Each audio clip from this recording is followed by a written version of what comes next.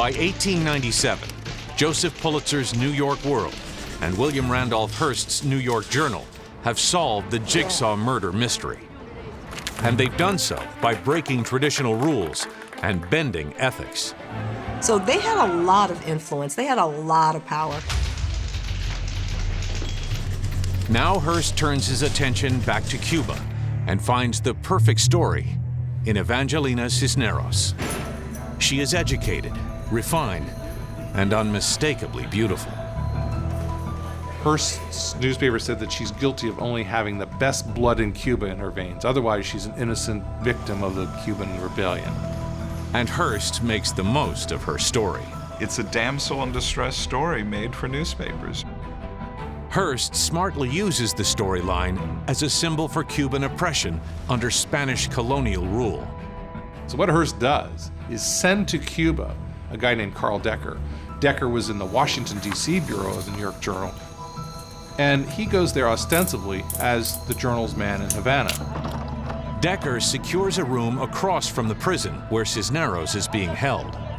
Decker's secret instructions are to find a way to break Evangelina Cisneros out of jail and get her to the United States safely.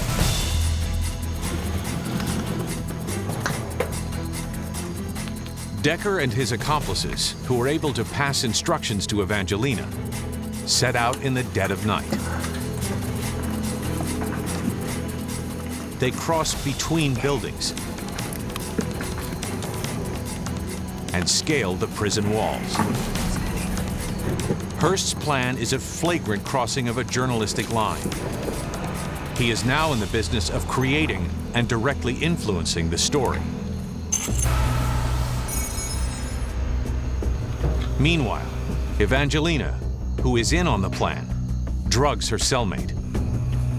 Then ties a white cloth to the window bars to signal Decker.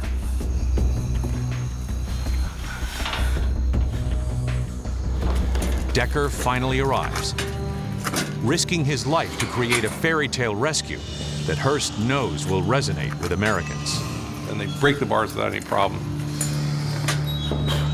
and then smuggle her out across the moonlit rooftop of the jail, across a very creaky plank connecting it to another building.